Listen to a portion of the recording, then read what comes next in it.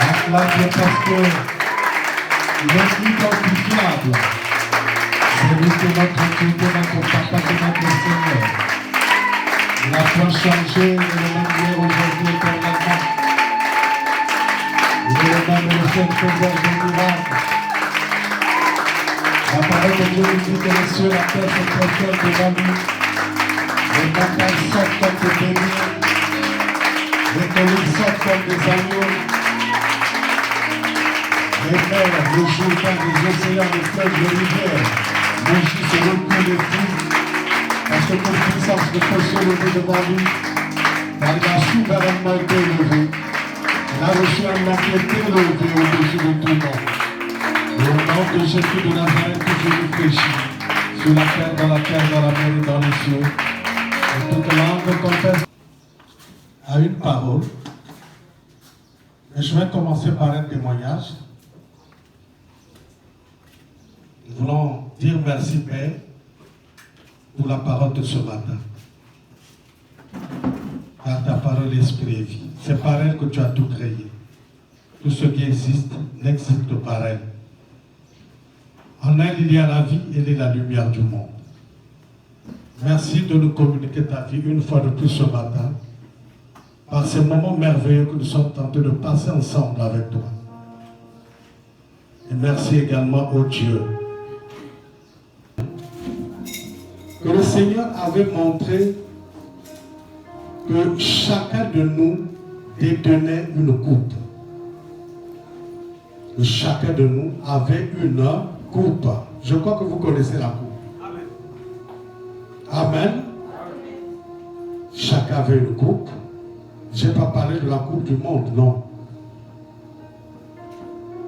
Et dans cette coupe, il y a de ceux qui avaient des coupes où l'intérieur était totalement noir, sombre. Il y avait de ceux qui avaient des coupes en or où à l'intérieur c'était vraiment la lumière. Il y a de ceux qui en avaient également où à l'intérieur il y avait une Bible.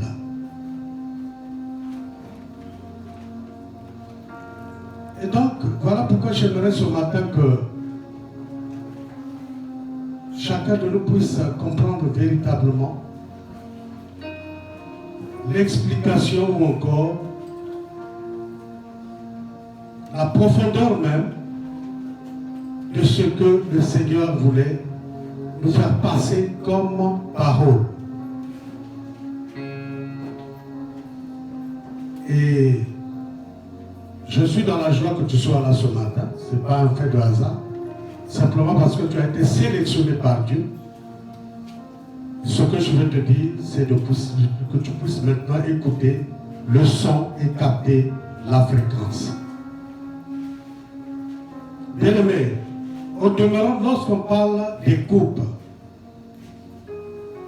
du point de vue de la Bible, nous avons le mot couple dans Apocalypse 15, Apocalypse 16, qui nous parle des fléaux qui vont s'abattre sur l'humanité dans ces temps de la fin. Les coupes également sont effectivement ces 7 jugements que le Seigneur va faire abattre également sur cette terre, sur l'humanité. Donc à côté des coupes, nous avons les 7 sceaux, les 7 tonnerres. Nous avons les 7 coupes. C'est 7, le chiffre de la perfection. Ça, c'est d'abord la première explication que je peux vous donner sur le mot coupe. Mais je ne peux pas, si vous voulez, rentrer en profondeur là-dessus parce que ce matin, je ne suis pas là pour parler des fléaux, parler des jugements que le Seigneur va faire ou est tenté de faire abattre, parce qu'il y a déjà certains jugements que nous sommes tentés de vivre. Et donc, à côté de ce, lorsque nous parlons des coupes, Je crois que nous allons rapidement regarder à la parole de Matthieu 20. Nous voulons regarder dans Matthieu 20. Et dans Matthieu 20, nous allons regarder à l'expérience des filles de Zébédée. Matthieu 20, à partir du verset 20, la Bible dit: alors la mère des fils de Zébédée, que voici, soit assis dans ton royaume, l'un à ta droite et l'autre à ta gauche. Jésus répondit: mais vous ne savez pas ce que vous demandez. Pouvez-vous boire la coupe que je dois boire?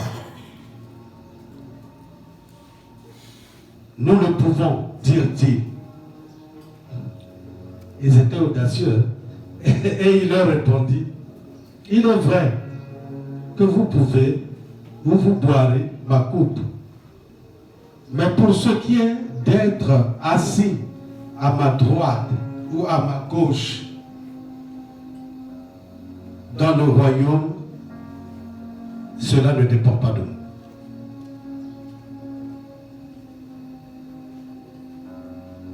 Nous parlons des coupes. Je crois que il est impérieux de comprendre que la coupe, en fait, symbolise beaucoup de choses. Lorsque le Seigneur parle de la coupe ici, il est en train de parler de quoi? De ses souffrances, de sa mort prochaine qu'il va subir à la croix. Lorsque le Seigneur parle de la coupe ici également, il voit de tout ce que vous connaissez, le rejet, l'abandon, l'humiliation qu'il a subi, vous le savez bien. Pendant qu'on l'avait arrêté à Gethsemane, pendant qu'on était en train de le conduire effectivement, passant par Caïphe et tout ça, tous ces juges qui étaient là en ce temps-là, ces gouverneurs-là, pour décider effectivement de sa mort, en fait, le Seigneur était en train, si vous voulez, de nous expliquer réellement le mot coupe. Donc, la coupe peut symboliser les souffrances, les difficultés.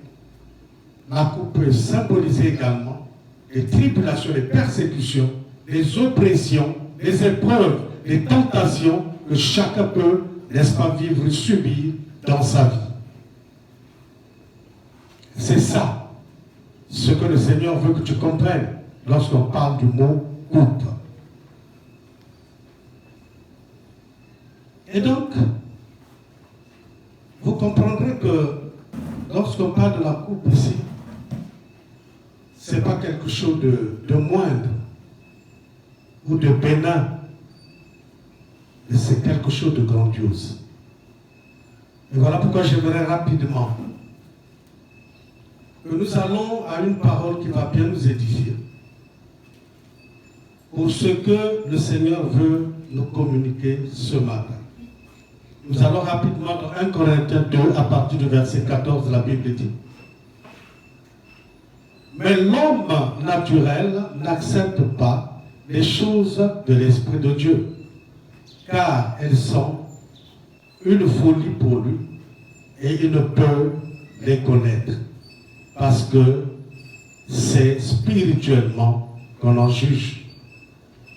L'homme spirituel, au contraire, juge de tout, et il est lui-même jugé par personne, car il a connu la pensée de l'Éternel pour l'instruire.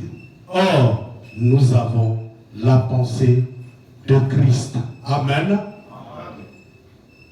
Alors, je crois que chacun de nous est en train de comprendre ici, là où je suis en train de vous amener, pour que nous ayons une pensée nette du mot coupe. N'oubliez pas que demeurant, Dieu a créé l'homme, c'est vrai.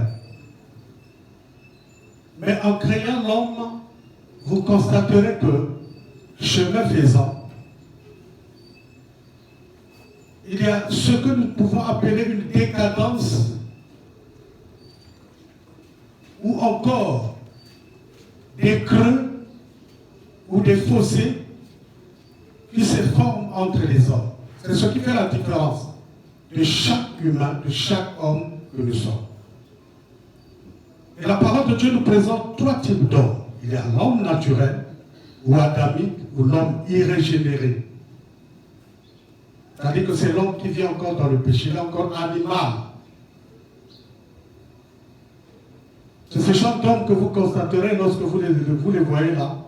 C'est-à-dire qu'ils veulent tout ramasser sur leur doigt. Ils ramassent tout. Ils sont dans tout. Ils sont dans le vol, dans les viols, dans l'impudicité, dans l'adultère. Ils sont dans le mensonge, ils sont dans les complots, dans la trahison. Ils sont dans les conspirations. Ils sont, si vous voulez, dans tout genre de choses que vous connaissez ici sur terre. C'est-à-dire ce qui est mauvais, ce qui souille l'homme. Ça, c'est l'homme naturel ou l'homme adamique. C'est l'homme qui n'a pas encore été régénéré. Parce que n'oubliez que nous sommes régénérés lorsque nous recevons Christ comme Seigneur et Sauveur par la puissance du Saint-Esprit. C'est le Saint-Esprit qui vient en nous pour nous régénérer. Aussi longtemps que tu n'as pas encore reçu Christ comme Seigneur et Sauveur, tu ne peux pas être régénéré.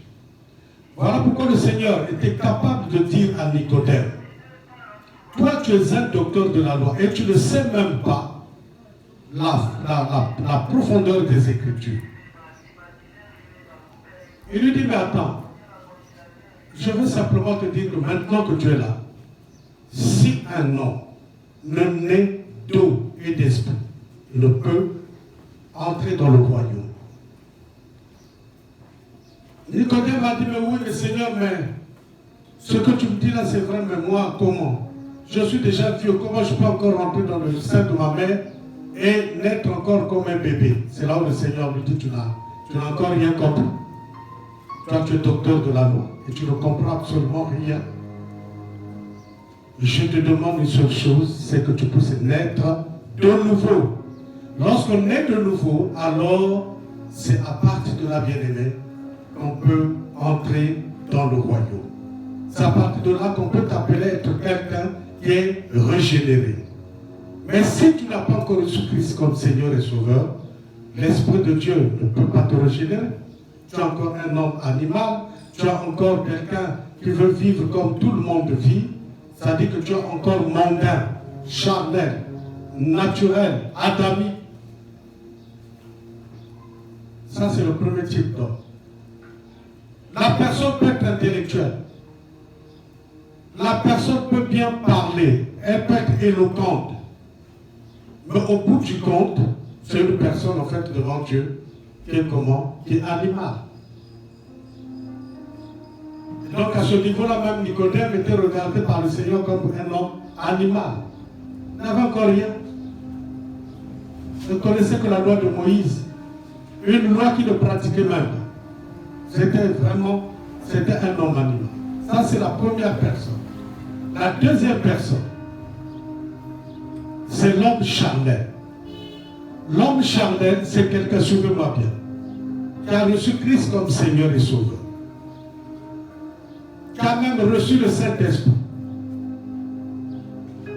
qui a même reçu les dons. Pourquoi pas le ministère? Mais qui marche encore comme les hommes de ce monde. C'est-à-dire, il fait tout ce que le monde fait.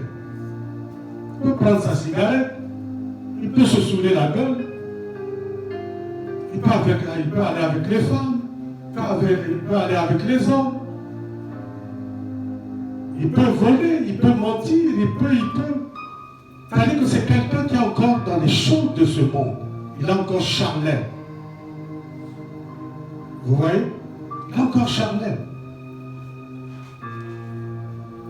Encore charnel. C'est comme si quelque part il est en train de vouloir repartir dans l'homme animal qui ne marche que selon les cinq sens. L'homme animal est conduit par les cinq sens. Il est conduit par le toucher, par le goûter, par la vue, par l'odorat, par l'ouïe. C'est-à-dire les 5 sens, c'est ce qui conduit l'homme animal. Mais l'homme charnel, lui, pendant qu'il a reçu Christ, il continue pour lui à vivre comme un homme de ce monde. Il a ses copines, il a ses copains, elle a ses copains. Ça ne lui dit absolument rien. Il peut aller dans les pas de lui, il peut aller dans les Ghana, partout où l'homme mondain va, l'homme charnel aussi y va. Ça, c'est le deuxième type d'homme. Le troisième type d'homme, c'est l'homme spirituel. L'homme spirituel, c'est l'homme qui a reçu Christ comme Seigneur et Sauveur, mais c'est l'homme également qui est impacté par le Saint-Esprit. Il a reçu le Saint-Esprit et il est conduit par le Saint-Esprit. Et l'homme spirituel, c'est effectivement ce genre de personne qui sait une fois de plus regarder ou discerner également le monde, discerner tout ce qu'on peut mettre en face de lui. Ce n'est pas quelqu'un qui va comme un vagabond, il va vaille que vaille, il peut faire tout ce qu'il veut. Non, non, non, non. L'homme spirituel est carré. L'homme spirituel est carré. C'est ce genre d'homme que Dieu veut. Simplement pourquoi? Parce que pendant que nous sommes tentés de venir pour chuter sur le symbolisme de la coupe, il faudrait d'abord que nous puissions comprendre effectivement ce que chacun de nous est. Bien aimé, parce qu'aujourd'hui, vous pouvez être dans l'église, vous pouvez même prier, c'est vrai. Mais pourtant, vous êtes encore charnel. Pourtant, vous êtes encore charnel. Lorsqu'on suit votre langage, votre comportement, vos attitudes, votre manière de faire, vous êtes encore charnel. C'est-à-dire qu'il n'y a encore rien de spirituel. Parce que l'homme spirituel, c'est même la personne qui sait ce qu'il doit dire ou ce qu'il ne doit pas dire. Ce qu'il doit faire et ce qu'il ne doit pas faire. C'est quelqu'un qui sait discerner. Et c'est quelqu'un qui a la crainte de l'éternel. L'homme animal n'a pas la crainte de Dieu. L'homme charnel, bien qu'il ait reçu Christ comme Seigneur et Sauveur, mais n'a pas aussi la crainte de Dieu. Parce qu'il repart dans les choses du monde. Mais l'homme spirituel, c'est la personne qui a la crainte de Dieu. Voilà comment vous pouvez distinguer ces 3 types d'hommes. L'homme animal, l'homme charnel, l'homme spirituel. Alors pose-toi la question de savoir, pendant que je suis tenté d'évoluer, es-tu charnel? Es-tu naturel? Es-tu spirituel? Parce qu'il n'est pas trop tard. Lorsque l'évangile est libéré, je crois que c'est un filet qui est lancé sur tout le monde et qui au finish va, n'est-ce pas, attirer toutes sortes également de choses, que ce soit les crabes, que ce soit les serpents, que ce soit les poissons, que ce soit même les bouts de bois, que ce soit les caïmans, que ce soit tout. C'est un filet, l'évangile c'est un filet. Quand il est lancé, il amène tout. Et lorsque, en tant que pécheur, quand il arrive au bord, il ouvre son filet, il commence à sélectionner les poissons à droite, les crabes, les caïmans, les serpents et tout ce qui est mauvais à gauche. Parce que c'est des choses en fait devant lui qui n'ont aucune place, qui n'ont aucune valeur. Voilà pourquoi mon frère, ma soeur, ce que je te dis ce matin, c'est que tu comprennes, comme le thème nous l'indique, c'est certainement que je ne l'ai pas dit au départ, mais la véritable vie chrétienne commence avec le renouvellement de l'homme intérieur. La véritable vie chrétienne commence avec le renouvellement de l'homme intérieur. Voilà pourquoi j'ai voulu d'abord vous parler de quoi? De ces 3 types d'hommes. À partir de ces trois types d'hommes, je crois que chacun de nous est tenté de comprendre réellement ce que chacun de nous est. Ou tu es un homme naturel, c'est-à-dire adamique, ou tu es charnel, ou tu es spirituel. Lorsque nous regardons dans le livre de Jacques 3, nous voulons regarder rapidement. Cette sagesse n'est point celle qui vient d'en haut, mais elle est terrestre, charnelle, diabolique. Ici, on parle de quel type de sagesse? C'est la sagesse effectivement humaine. La sagesse que libère l'homme adamique, l'homme irrégénéré, l'homme naturel. En fait, l'homme qui n'a pas encore connu aucune touche divine, aucune touche du Saint-Esprit. Il peut libérer une sagesse, mais qui n'est pas de Dieu. Elle est diabolique. Elle est diabolique. Voilà pourquoi j'aimerais que tu puisses comprendre que tu n'as pas le droit aujourd'hui de te confier à n'importe quelle sagesse. Toute sagesse n'est pas de Dieu. La personne n'a pas été éloquente, elle parle bien, mais il n'y a rien de Dieu. C'est une personne adamique. C'est ça ce que chacun de nous doit comprendre.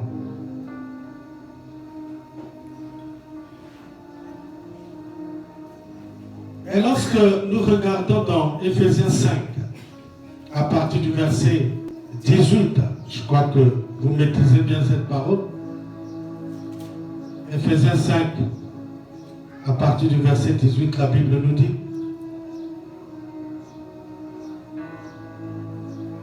ne vous enivrez pas de vin, c'est de la débauche.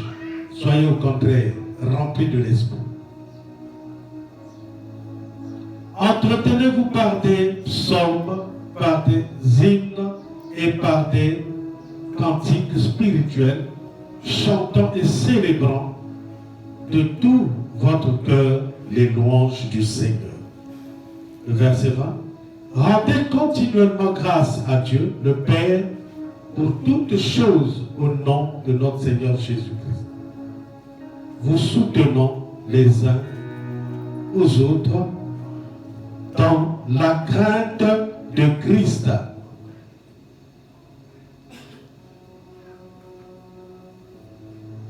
Aujourd'hui, comment peux-tu être ou avoir la crainte de Dieu si tu es continuellement ivre du vin? Ou si tu es continuellement ivre du péché? Comment peux-tu avoir la crainte de Dieu? Tu ne l'auras pas. Tu ne l'auras pas. Tu ne pourras jamais être propre. La preuve, quand nous regardons le cochon n'est jamais propre. Et suivez-moi bien, que lorsque tu es ivre du péché ou ivre toutefois de je ne sais pas, du vin ou je ne sais pas, tout genre de choses là, c'est-à-dire quand le Seigneur te regarde, il te regarde en train de marcher comme le cochon marche, ou comme le chien marche.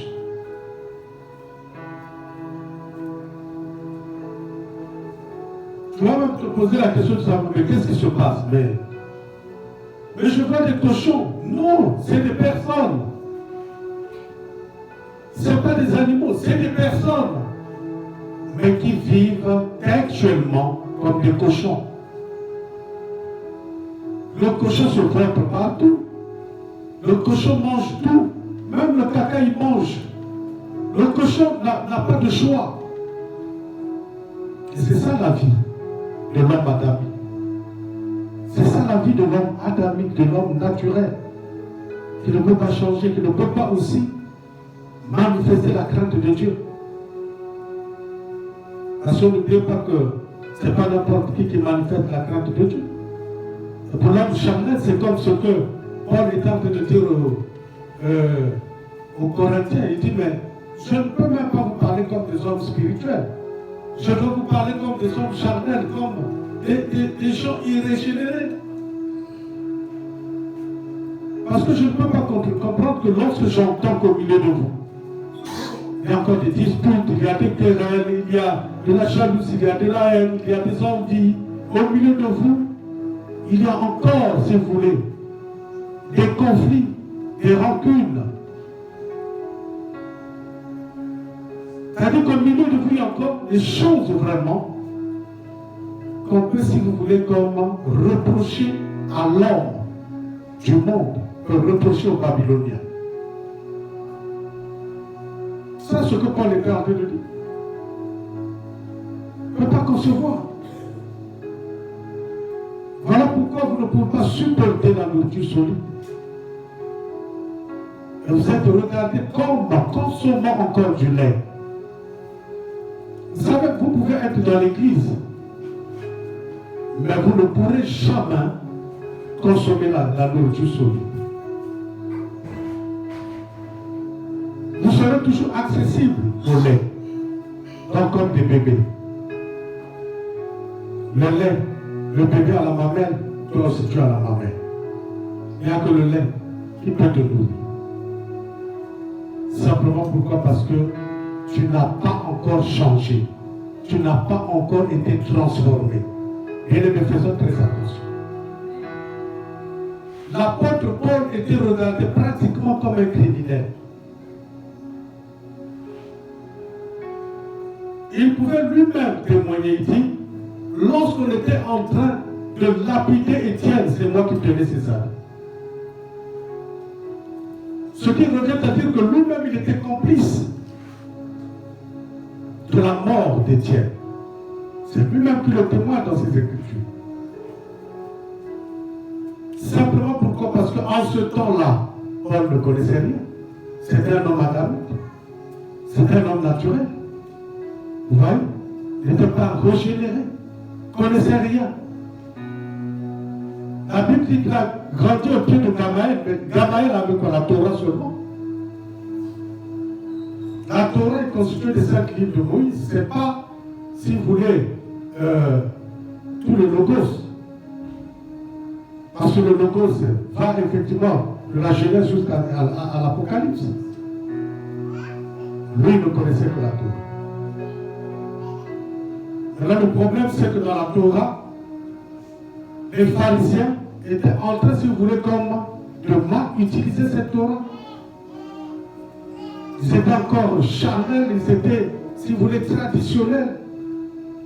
Et des hommes qui étaient méchants, bandits. C'était des criminels. Après, vous avez vu ce qu'ils ont fait à notre Seigneur Jésus. Et ça, ce que Paul dit aux Corinthiens.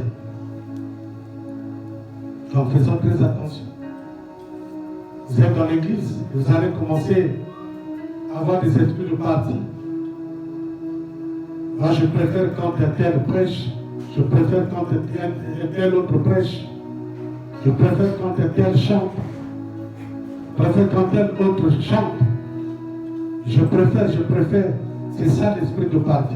Dans l'église, si l'esprit de parti prend place, l'église va être clanique, c'est-à-dire il y aura maintenant des clans. Il y aura maintenant des clans. Moi, je suis d'Apollos, moi, je suis de Céphas, moi, je suis de Jésus. Faisons très attention. C'est là où Paul dit, qui de Paul? Moi, Paul, qui de Céphas, qui d'Apollos, qui de nous est allé mourir pour voir la peau? Voilà pourquoi j'aimerais que ton regard soit focalisé à Jésus. Ne focalise pas ton regard sur un homme. Focalise ton regard sur le Seigneur. Focalise ton regard sur la croix. Beaucoup aujourd'hui sont en train de passer à côté de la croix. Beaucoup de messages passent à côté de la croix.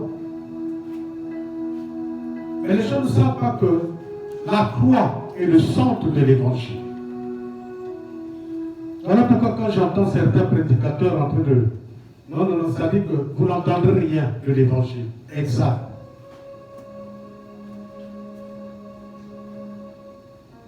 C'est des gens qui, quand ils arrivent là, c'est pour faire le macarona, montrer ce qu'ils ont porté, comment sa femme est belle, comment ses enfants sont beaux. Ça, ce n'est pas l'évangile. Ce n'est pas l'évangile. Quand on t'appelle n'importe où, prêcher l'évangile, prêche l'évangile. Eh oui, même tes voyages là n'ont pas de place dans l'évangile. Non, vous savez, quand j'étais. Non, ce n'est pas l'évangile. Prêche l'évangile. Parce que c'est l'évangile. Et effectivement, qui nous donne le salut. Et ça, la force du salut de l'humanité. Amen. Voilà pourquoi, lorsque nous repartons dans Matthieu 26, je vous donne une exactitude parce que je vous ai déjà parlé de ça.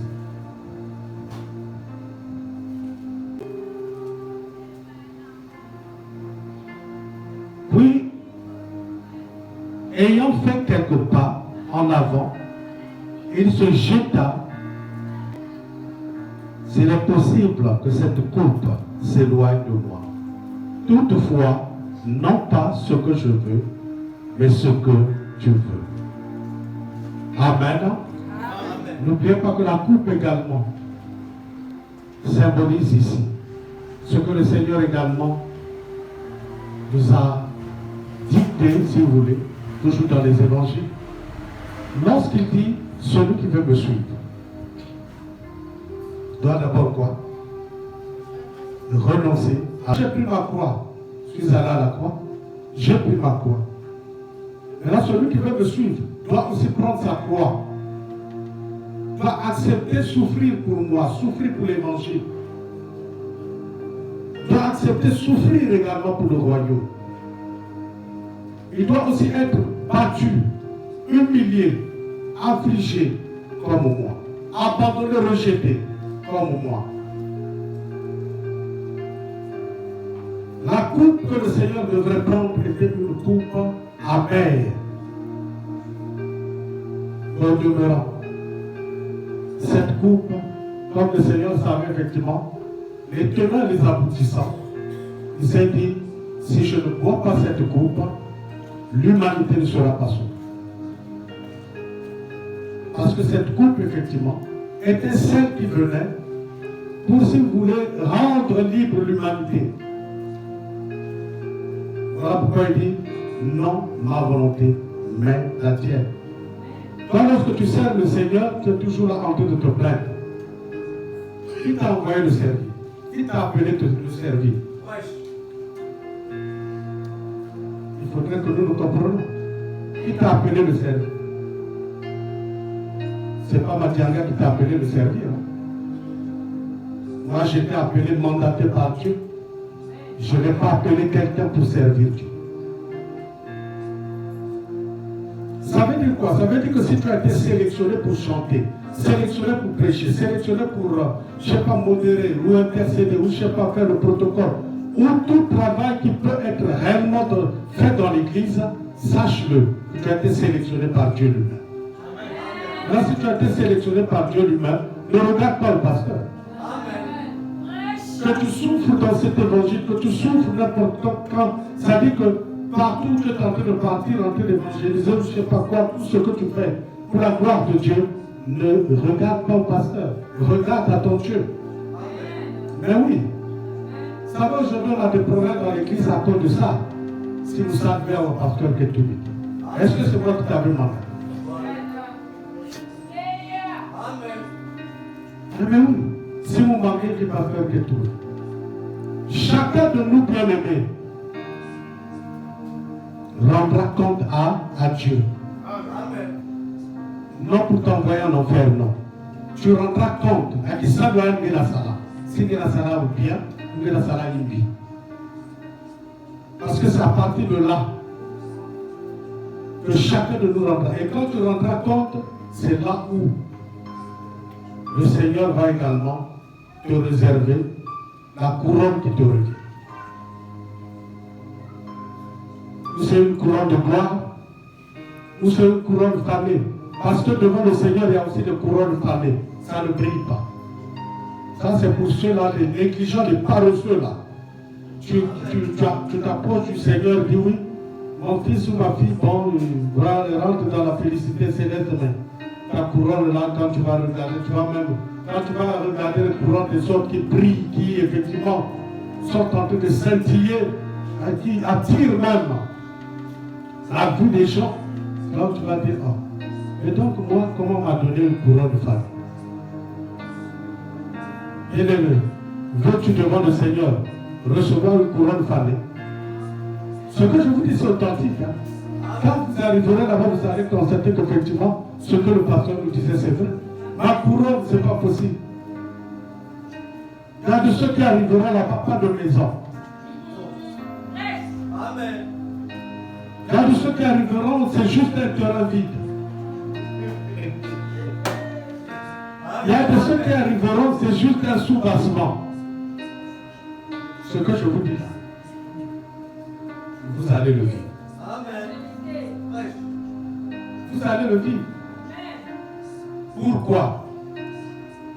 Parce que pour le Seigneur, ceux-là à qui il réserve des belles maisons, c'est ceux-là qui prêchent son évangile, ceux-là qui le servent partout.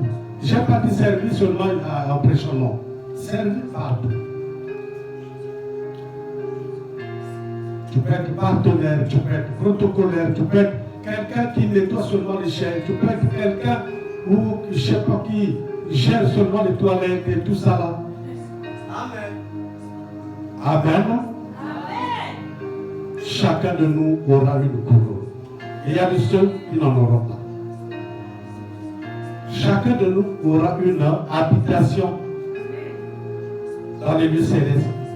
Certains également n'en auront pas. Pourquoi? Parce que pendant que je prêche l'évangile, je suis tenté d'envoyer les matériaux dans le royaume, les matériaux au ciel pour ma maison. Quand tu chantes là, tu es tenté d'envoyer tes matériaux là pour ta maison là-bas. Quand tu donnes à Dieu là, tu es tenté d'envoyer des matériaux. C'est bien. On va te dire, le gars, tu n'as envoyé aucun matériel ici. Avec quoi on pouvait construire ta maison? Tu n'as envoyé ni ciment, ni caillasse, ni quoi et tout. C'est ça le secret que je vous donne. Lorsque vous servez le Seigneur, vous êtes tenté d'envoyer des matériaux au ciel pour la construction de votre maison qui va vous accueillir là-bas. Maintenant, vous me comprenez, non? Ce que je vous dis, c'est authentique. Vous entendrez ça un jour. Même que pour quelqu'un qui a fait l'expérience, il y a deux fois, peut-être il y a une heure, 2 heures, où il y a talent. Et vous trouvez un témoignage de quelqu'un qui va. Et c'est ce que le pasteur nous disait. Amen. Je ne te flatte pas aussi. Je ne te flatte pas. Ce que je te demande, c'est faire l'œuvre de Dieu. C'est de servir le Seigneur avec un seul cœur. Pas avec ton cœur. Parce que le même jour, le Seigneur a montré aussi qu'il y a des gens qui sont là murmurant toujours. Vous servez le Seigneur, vous murmurez. Vous aurez quoi comme récompense? Tu ne peux pas au même moment chercher quelque chose et son contraire. Comment? Tu veux au même moment être béni, mais tu cherches, tu veux encore être maudit. Comment? Ce que je vous dis, suivez-moi bien. C'est pas moi, c'est le Seigneur. Amen. C'est pas moi, c'est le Seigneur. Donc, souffre pour le Seigneur. Souffre pour la gloire de Dieu. Souffre pour l'œuvre de Dieu. Tu auras ta récompense là-bas. Ne néglige rien. Ne te décourage pas. On pour dire, vraiment, tu es en train de souffrir là. Tu es en train de souffrir. Moi-même, je n'ai même pas mangé un morceau de pain, je souffre. Tu souffres pour qui? Pour le Seigneur. Amen. Si tu souffres pour le Seigneur, le secret c'est quoi? Seigneur, je vais aller chanter. Je n'ai rien à manger. Je vais aller modérer. Je n'ai même pas 150 pour acheter le pain. Tu verras que Dieu va susciter un ange qui va te bénir. Mais maintenant, si toi tu es toujours là murmurant, parce que pourquoi j'insiste sur les murmures, c'est ce que le Seigneur a montré. Tu sers le Seigneur en murmurant. Mais attends, même si tu demandes quelque chose à Dieu, il va te dire, regarde-moi ce bandit. Tu es un bandit. Amen. Or, dans le Seigneur, il faut éviter d'être bandit. Parce que si tu es bandit, non, le Seigneur, quand le Seigneur va te montrer sa bandicité,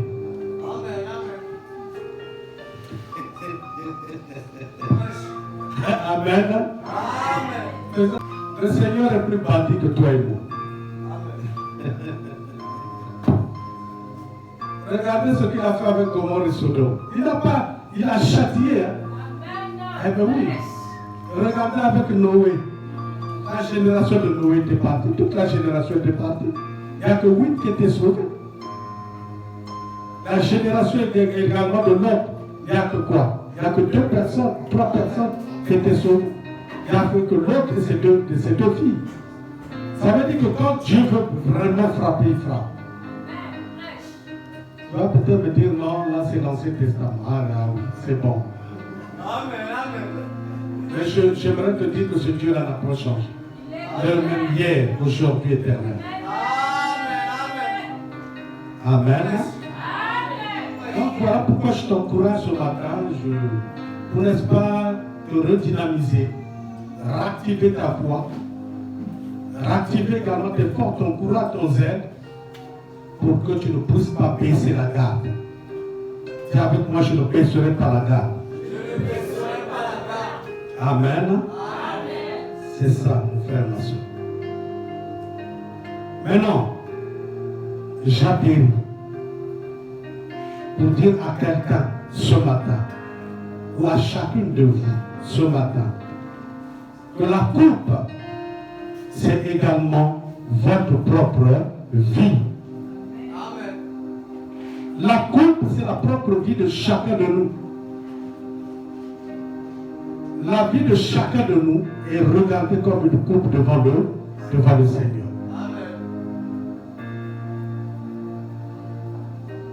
Mais, aussi longtemps que notre propre vie est regardée devant le Seigneur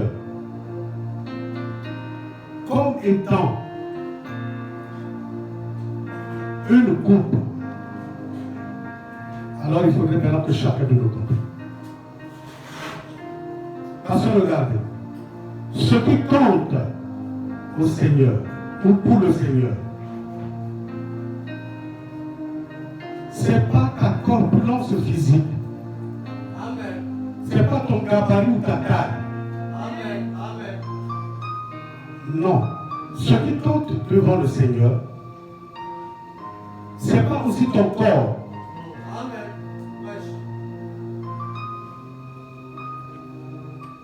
Ce n'est pas ton physique. Non. Amen.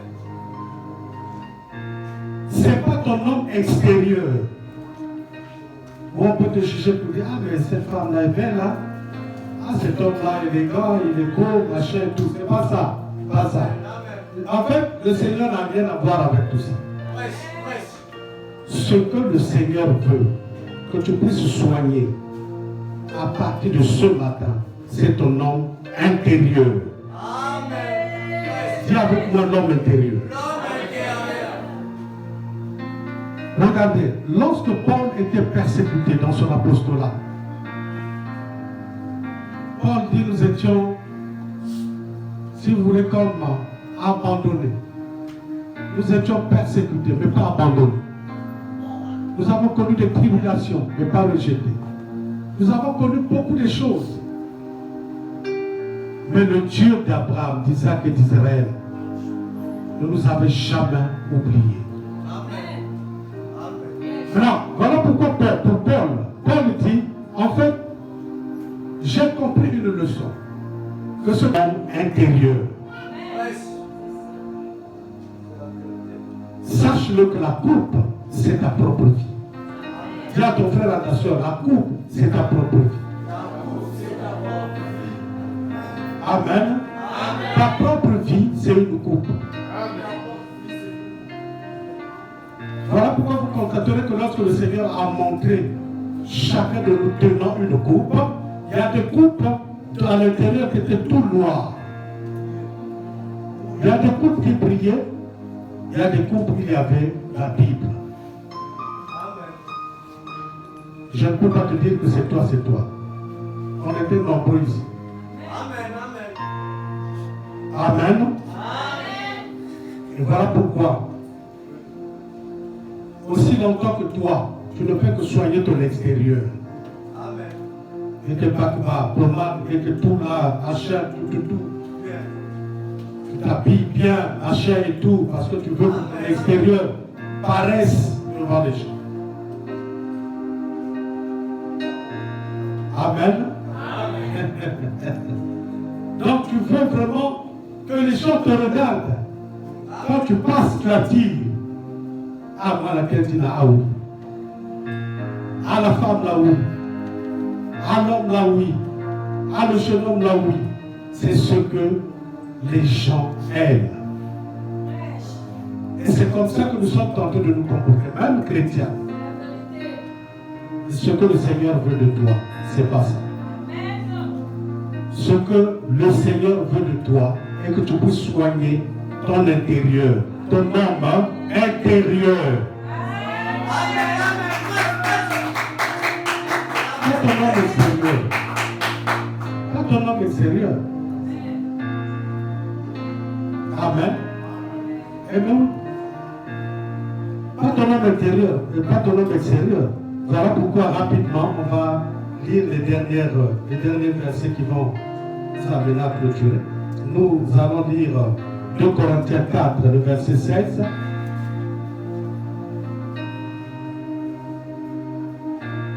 « 2 Corinthiens 4, le verset 16. Bien, la parole de Dieu nous dit ceci. C'est pourquoi nous ne perdons pas courage. En amont, je vous ai déjà dit ce que les Pauls ont subi. Hein? Rejetés, abandonnés, persécutés, tout ça. Mais Dieu ne les avait jamais oubliés. Et voilà pourquoi au verset 16 il dit, c'est pourquoi nous ne perdons pas courage. Et même si notre homme extérieur se détruit, notre homme intérieur se renouvelle jour de jour en jour. Amen. Amen. Ça veut dire que même pour le Seigneur, même si ton corps est en train d'être détruit par la maladie, ou ton corps est en train de subir des remords, est en train de subir des mauvaises choses, soit on te tape, soit on te brutalise, soit on peut même te violer, te voler. Ça dit que tout ce que ton corps extérieur peut subir, en fait, pour le Seigneur, et pour Paul qui avait compris cette leçon-là, en fait, toutes ces choses-là, c'est zéro mocaté. Amen. Voilà pourquoi il dit que même si mon homme intérieur, pardon, mon homme extérieur subit, nous ne perdons pas courage. Aujourd'hui, tu peux souffrir pour l'évangile. À cause de l'évangile, parfois, tu cours que c'est ça de passer tout ça. Ou à cause de la distance pour venir à l'église, vraiment là, je suis fatigué. Tout ça, c'est quoi? C'est le corps qui subit. Mais le Seigneur me dit que même si ton corps peut subir, ça c'est zéro. Toi, ce que tu devrais sauvegarder, ce que tu devrais bien aimer, jalouser, c'est ton homme intérieur. Amen. Eh oui, soigne bien ton homme intérieur. Si tu soignes bien ton homme intérieur, c'est bon. Pourquoi? Parce que l'homme extérieur peut être détruit. Ton corps là peut être détruit. Mais ton intérieur, ton homme intérieur ne se détruira jamais. Amen. Voilà pourquoi tu dois comprendre que quand Dieu nous a créés dans l'éternité, nous étions d'abord esprits. C'est quand nous venons sur terre qu'il nous a donné un corps. Ça, ce n'est qu'une enveloppe. C'est comme l'accord que Dieu nous voiture. Et le chauffeur, c'est moi, Madiana, qui parle à l'intérieur de mon corps, là, que vous voyez. C'est ça le vrai Madiana. Le vrai Madiana, ce n'est pas le corps que vous voyez là. Non. Le vrai Madiana, c'est moi qui parle à l'intérieur de mon corps. Est-ce que je me fais comprendre? Parce que celui qui parle est esprit. Est-ce que vous me comprenez? Celui qui parle maintenant est esprit. Mais mon corps physique là n'est pas esprit. Je dois être compris. Ephésiens 3, le verset 16. Voilà pourquoi j'aime Paul. C'est l'un des apôtres qui a mieux écrit et qui a écrit les 3 tiers du Nouveau Testament. Donc les autres ont écrit, oui, mais lui, il a beaucoup écrit. Ephésiens 3, à partir du verset 16. La parole de Dieu nous dit ceci.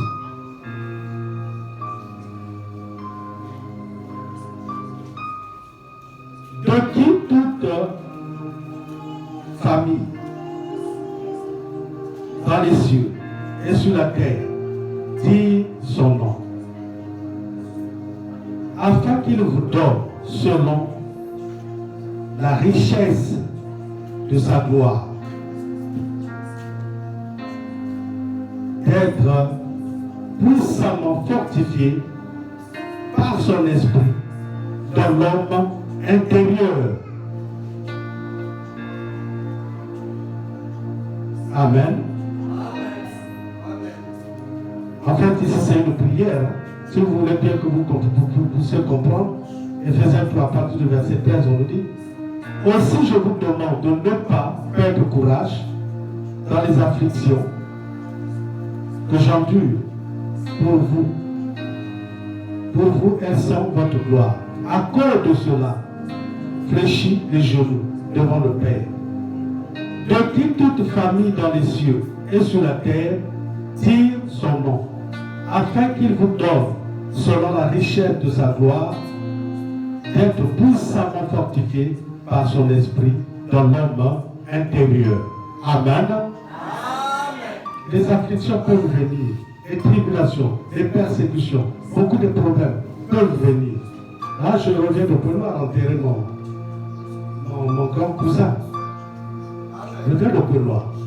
Donc tout ça, ça peut arriver. Mais Paul qui fléchit les genoux devant le Seigneur. Parce que c'est lui qui décide tout. Amen. C'est lui qui décide tout. Et voilà pourquoi, lorsque nous allons dans Matthieu 23, à partir du verset 25, pour que chacun de nous comprenne réellement le danger de vivre selon l'homme extérieur, le danger de ne garantir que l'homme extérieur, le danger, si vous voulez, de n'embellir que l'homme extérieur, et on oublie d'embellir l'homme intérieur. Matthieu 23. Ça, c'est le Seigneur qui est en train de parler aux pharisiens, aux scribes, tout ce monde-là. Matthieu 23, à partir du verset 25, la Bible dit: malheur à vous, scribes et pharisiens hypocrites, parce que vous ne nettoyez que le dehors de la coupe et du plat. Alors que dedans, ils sont pleins de rapine et d'intempérance. Pharisiens, aveugles, nettoie premièrement l'intérieur de la coupe et du plat, afin que l'extérieur soit comment? Devienne net. Amen. Ça, c'est ce que Paul nous dit ce matin. Malheur à vous, scribes et pharisiens, hypocrites, parce que vous ressemblez à des sépulcres blanches, des sépulcres blanchis, qui paraissent au dehors, qui au dedans sont pleins d'ossements, de mort et de toute espèce d'impureté. Vous de même, au dehors, vous paraissez juste aux hommes, mais au dedans, vous êtes pleins d'hypocrisie et d'iniquité. Amen. Maintenant, dans Matthieu 15, non, je prends Marc explique ça mieux. Marc 7, à partir du verset 15. La parole de Dieu nous dit ceci. Marc 7. À partir du verset 15. Il est hors de l'homme, suivez-moi bien, il est hors de l'homme et rien qui entre en lui puisse le souiller. Mais ce qui sort de l'homme, c'est ce qui le souille.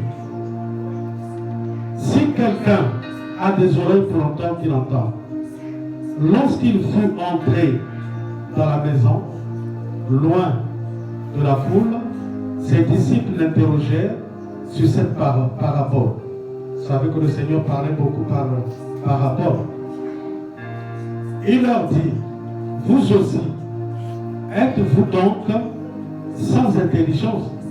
Ne comprenez-vous pas que rien de ce qui, du dehors, entre en l'homme ne peut le souiller? Car cela n'entre pas dans son cœur, mais dans son ventre. Puis s'en va dans les lieux secrets qui purifient tous les aliments. Il dit encore, ce qui sort de l'homme, c'est ce qui souille l'homme.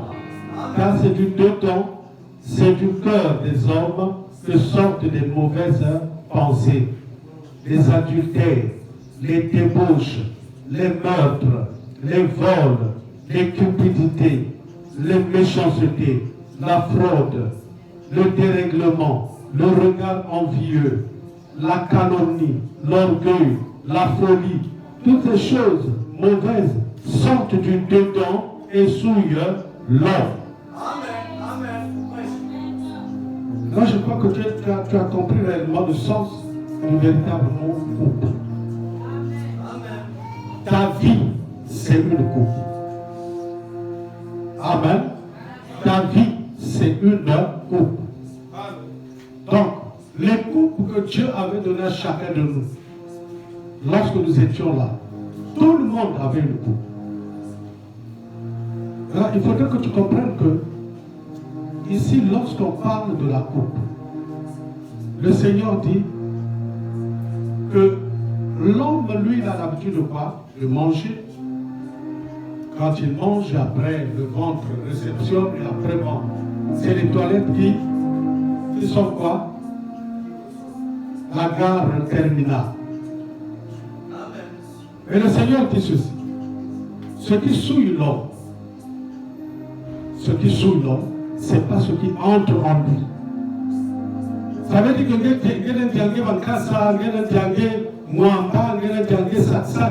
tout ce que tu peux manger là, c'est pas ce qui va te souiller.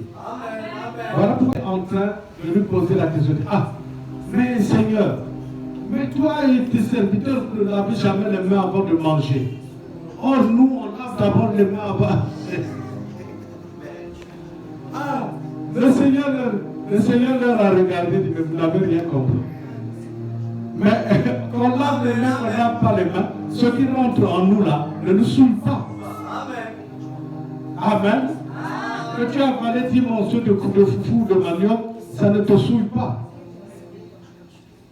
Est-ce que je me fais comprendre?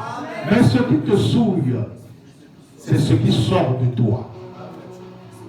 Voilà pourquoi si vous voulez juger quelqu'un, si vous voulez réellement comprendre qui est cet homme qui est en face de moi, qui est cette femme qui est en face de moi, qui est ce frère, cette soeur qui est en face de moi, il faudrait maintenant que tu reviennes à ce que je suis en train de vous dire. C'est ce qui va sortir de lui. La méchanceté. Vous allez sentir la méchanceté. Vous allez sentir les crimes. Vous allez sentir, bien-aimé, l'impudicité, la débauche. Vous allez sentir les injures, le mensonge. Bien-aimé, vous allez sentir des choses bizarres. Des injures, des insultes. Il y a des moments où vous allez me dire, oh, frère, c'est toi qui me dis des choses comme ça. Ou c'est moi. Vous comprenez que lui là, sa coupe est très sale. Sa coupe est noire. Sa coupe n'est pas nettoyée. Sa coupe n'est pas propre. Il est là malgré sa beauté, malgré sa corpulence, malgré tout ce qu'il peut porter. Mais il est regardé devant le Seigneur comme un tombeau blanchi. Au-dedans de lui, il y a des rapines. Il y a de l'intempérance. Au-dedans de lui, il n'y a que des mauvaises choses. Voilà pourquoi, mon frère et ma soeur, apprends à nettoyer ta coupe. Apprends à nettoyer ta coupe. Basika. D'abord, ça nous l'engage, et puis on cadeau, et puis on zonzo, et puis. Yon soigné la saleté, madame Bassisia. Commence à couper les ponts. Commence à couper les ponts. Bien-aimé, tu n'es pas fait pour mériter l'enfer. Tu es fait pour le royaume. Et c'est donc ici, bien-aimé. Ça parle effectivement de la manière que nous gérons notre couple, que nous gérons notre vie. Est-ce qu'elle est propre ou sale? Est-ce qu'elles sont mauvaises ou encore elles sont bonnes? C'est maintenant. C'est maintenant. Mon frère, ma soeur, tu peux même être pasteur, tu peux prêcher, tu peux être chant, intercesseur, tu peux être tout ce que tu peux être. Vous savez, il y a des moments où les serviteurs de Dieu que nous sommes, ou les servants de Dieu que nous sommes, croient que nous sommes privilégiés, c'est-à-dire que protégés par Dieu. Oh, au contraire. Qu'est-ce que la parole de Dieu dit? Que ceux qui seront jugés sévèrement, c'est ceux-là qui prêchent l'évangile. Et oui, voilà pourquoi le Seigneur ne veut même pas que... Jacques dit que dans l'église, ce n'est même pas pour qu'il y ait beaucoup d'enseignants, beaucoup de prédicateurs. Pourquoi? Mais parce que effectivement, si pendant que vous êtes en train d'élever des prédicateurs, élever des serviteurs, des servantes, des trucs comme ça et tout, parce que vous dites non, il faut qu'on ait beaucoup de chants, il faut qu'on ait beaucoup d'intercesseurs, beaucoup de prédicateurs, de modérateurs, on ait beaucoup de gagnants d'âmes, des évangélistes, il faudrait qu'on ait beaucoup de partenaires, beaucoup de... Bien aimé, c'est bien de le faire spirituellement, quand le Saint-Esprit vous conduit. Mais si vous le faites charnellement, bien aimé, vous tapez poteau. Même que taper poteau. Amen. Voilà pourquoi mon frère, ma soeur, à partir de ce matin, commence à regarder la qualité de ta coupe. La qualité de ta coupe, la qualité de ta coupe. Commence à regarder. Commence à soigner cette coupe-là. Commence à la laver, commence à la purifier, commence à la nettoyer, commence à la vivifier, commence à la sanctifier, commence à la purifier. Commence à faire de telle sorte que ta coupe soit sainte. Hein? Lorsque le Seigneur te regarde, il est content de toi. Il est content de toi. Lorsque les anges te regardent, ils sont contents de toi. Amen. Mais ne sois pas quelqu'un qui fait fuir les anges. La présence des anges, tu les fais fuir. La présence du Saint-Esprit, tu fais fuir les groupes qui sont sales, qui sont mauvaises, qui impurs, qui nous ébandent. Pourquoi? Parce qu'il y a des rapines dedans, il y a des saletés dedans, ça pue. Amen. ça, mon frère, ma soeur. Si le Seigneur nous a montré ça, c'est vrai. Et quand on m'a dit que, oh, mais il y a même des murmureurs, ça dit que les gens vraiment des qualifiés là-bas murmurent. Mon frère, ma soeur, quand tu vas murmurer contre qui et contre quoi? Tu vas murmurer contre qui? Lorsque les gens murmuraient contre Moïse et Aaron, le Seigneur disait quoi? Ils ne sont pas tentés de le faire contre vous, ils le font contre moi-même. C'est pas ce que le Seigneur veut dire. Voilà pourquoi nous devons faire très attention. La Bible est claire avec nous. Le Seigneur dit ne touchez pas à mes oins. Si tu as reçu l'onction de Dieu pour chanter, l'onction de Dieu pour intercéder, l'onction de Dieu pour être partenaire, intercesseur ou je ne sais pas quoi, protocolaire ou moniteur de l'école de Dieu, tout ce que tu peux être, si tu as reçu cette onction, il faut faire très attention avec l'onction. L'onction peut te bénir, mais l'onction peut te maudire. Il y a des gens qui croient que non, comme il y a l'onction, donc, mais faites très attention. Faites très attention. Est-ce que je me fais comprendre? Les enfants d'Aaron, Nabiou et Nadab, ils avaient reçu l'onction. Ils étaient des sacrificateurs. Mais lorsqu'ils ont mené un feu étranger,